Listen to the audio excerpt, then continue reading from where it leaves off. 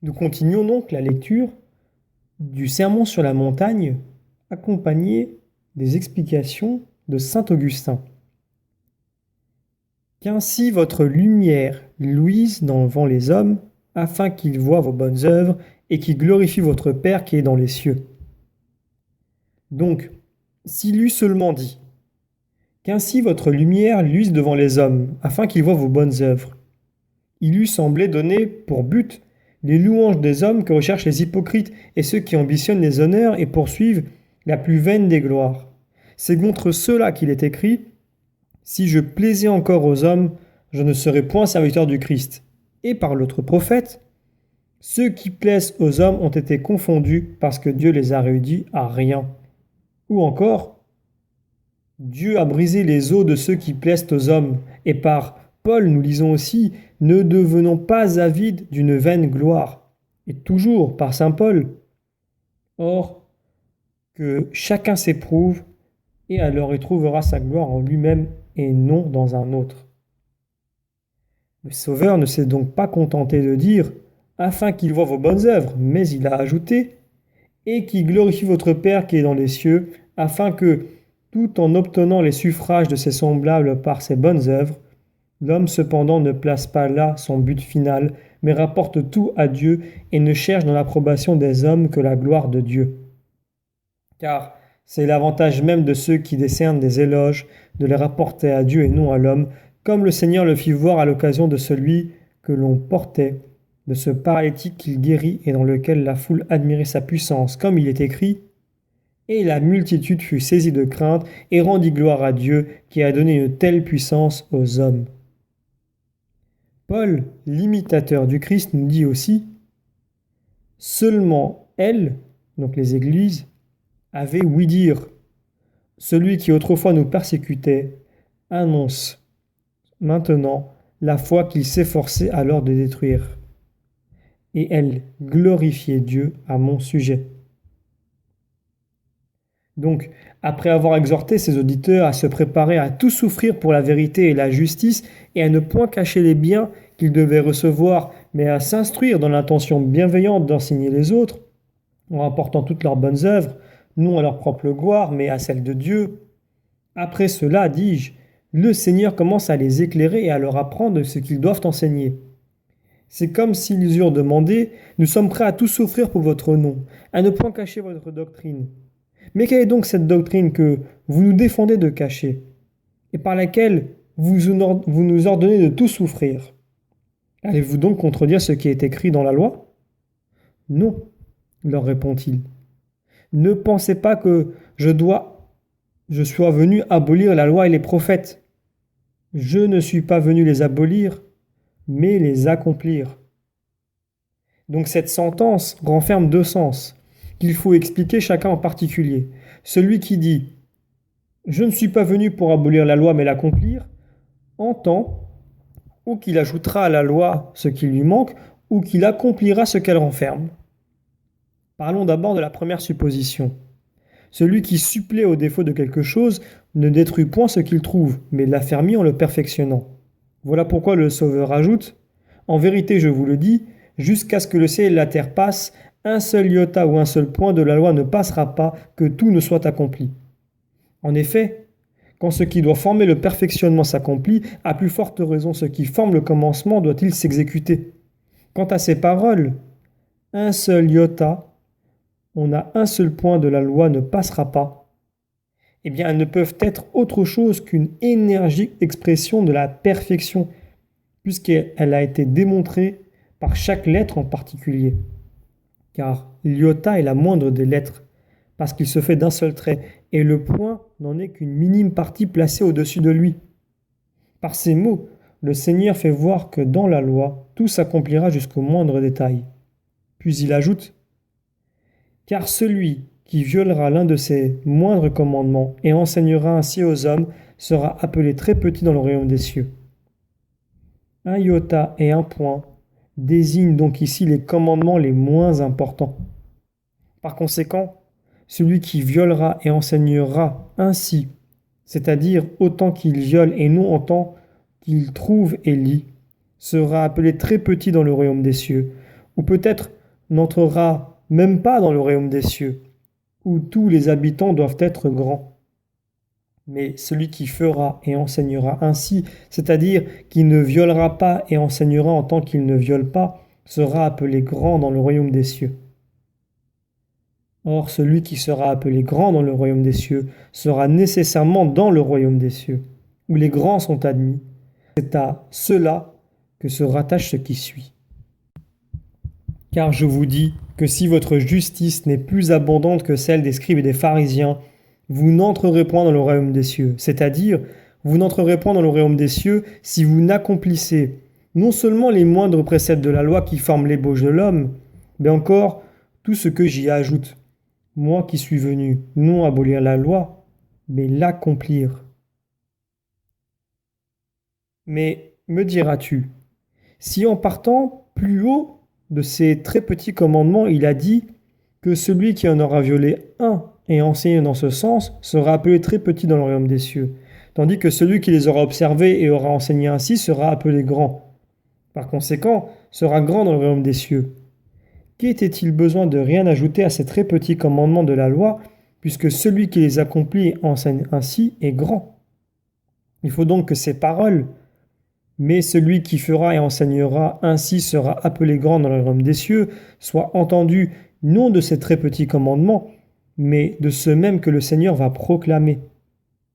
Or, quels sont-ils? Que votre justice, dit-il lui-même, soit plus abondante que celle des scribes et des pharisiens, sinon vous n'entrerez point dans le royaume des cieux. Donc, celui qui aura violé ces très petits commandements et aura enseigné ainsi sera appelé très petit, mais celui qui les aura observés et aura enseigné ainsi ne sera pas tenu pour grand et pour digne du royaume des cieux, bien qu'il ne soit pas aussi petit que celui qui les aura violés. S'il veut être grand et propre au royaume des cieux, il doit faire et enseigner comme le Christ enseigne à cette heure, c'est-à-dire qu'il faut que sa justice soit plus abondante que celle des scribes et des pharisiens. La justice des pharisiens, c'est de ne pas tuer. La justice de ceux qui doivent entrer dans le royaume de Dieu est de ne point se fâcher sans raison. C'est donc très petite chose de ne pas tuer. Et celui qui viole ce commandement sera appelé très petit dans le royaume des cieux. Mais celui qui l'aura observé en ne donnant la mort à personne ne sera pas pour cela grand et digne du royaume des cieux, quoiqu'il soit déjà monté d'un degré. Mais il se perfectionnera en ne se fâchant point sans raison.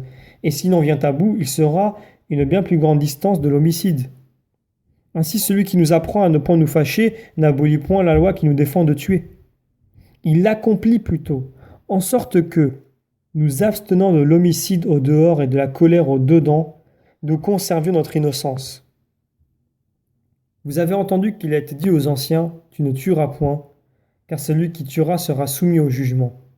Mais moi je vous dis que quiconque se met sans raison en colère contre son frère sera soumis au jugement, et celui qui aura dit à son frère, Raka, sera soumis au conseil. Mais celui qui dira fou sera soumis à la géhenne du feu. Quelle différence donc y a-t-il entre être soumis au jugement, ou au conseil, ou à la géhenne du feu? Car cette dernière punition est la plus grave, et le Seigneur nous avertit qu'il y a un certain degré entre les fautes légères et les fautes graves, jusqu'à ce qu'on arrive à la géhenne du feu. Et si le jugement est moins à craindre que le conseil doit aussi l'être moins que la géhenne du feu. Par conséquent, il faut entendre qu'il est moins coupable de se fâcher sans raison contre son frère que de lui dire « Raka », et moins coupable de lui dire « Raka » que de lui dire « fou ». En effet, la punition ne serait pas graduée si les fautes elles-mêmes ne l'étaient. Dans tout cela, il n'y a qu'un mot obscur, Raka, qui n'est ni grec ni latin. Les autres sont usités dans notre langue. Quelques-uns ont voulu tirer cette expression du grec et traduisent Raka par couvert de haillons, en le faisant dériver de rakos, haillons. Mais quand on leur demande comment ils rendent en grec ces mots couverts de haillons, ils ne répondent point Raka. D'ailleurs, le traducteur latin aurait très bien pu mettre panosus au lieu de Raka et ne pas employer une expression qui n'est usitée ni en latin ni en grec. Je trouve donc plus raisonnable ce que m'a dit un juif que j'interrogeais là-dessus, à savoir que ce mot n'a pas de sens propre, mais qu'il sert simplement à exprimer le mouvement de l'âme en colère. Les grammairiens appellent interjection ces parties du discours servant à exprimer les émotions de l'âme, comme hélas, par exemple, qui expriment la douleur et la colère. Ces mots sont propres à chaque langue et ne se rendent pas facilement dans une autre, ce qui a obligé les traducteurs grecs et latins à donner ce mot dont ils ne trouvaient pas l'équivalent chez eux. Il y a donc des degrés dans ces péchés. D'abord, un homme se fâche et contient ce mouvement dans son cœur. Si son émotion lui arrache un terme de colère, qui n'a pas de sens peut-être, mais qui atteste par son impétuosité l'émotion elle-même et va frapper celui à qui elle s'adresse, il est plus coupable que s'il lui étouffait en silence sa passion naissante, que si l'indignation ne se contente plus d'une simple exclamation, mais profère une parole qui exprime clairement, nettement un blâme. Peut-on douter que la faute ne soit plus grave que si tout s'était borné à une interjection? Il n'y a donc tout d'abord qu'une seule chose, la colère, puis deux, la colère et le mot qui l'exprime, puis trois, la colère, le mot qui l'exprime, et dans ce mot l'expression positive du blâme. Vous voyez maintenant les trois punitions. Le jugement, le conseil et la géhenne du feu. Dans le jugement, il n'y a encore place pour la défense. Dans le conseil, bien que le jugement s'y rencontre aussi, il faut cependant admettre une différence. C'est qu'il s'agit surtout d'y prononcer l'arrêt. Car il n'est plus question de décider si le prévenu doit être condamné, mais les juges délibèrent entre eux sur l'espèce de punition qu'il faut lui infliger. Enfin, la géhenne du feu n'implique point de doute sur la condamnation, comme le jugement, ni d'incertitude sur la peine, comme le conseil. Chez elle, il y a tout à la fois condamnation et supplice du condamné. On voit donc qu'il y a des degrés dans le péché et dans la punition, mais qui saurait dire par quel mode invisible l'application proportionnelle en est faite aux âmes? On peut donc mesurer la distance qui sépare la justice des pharisiens de cette autre justice plus grande qui donne place dans le royaume des cieux en ce que l'homicide étant plus grave qu'une parole injurieuse. Cependant là, l'homicide soumet au jugement. Et ici, la simple colère même, la plus légère des trois fautes mentionnées ci-dessus. Là encore, la question de l'homicide se jugeait au tribunal des hommes, tandis qu'ici tout est abandonné au jugement de Dieu, où le condamné aboutit à la géhenne du feu.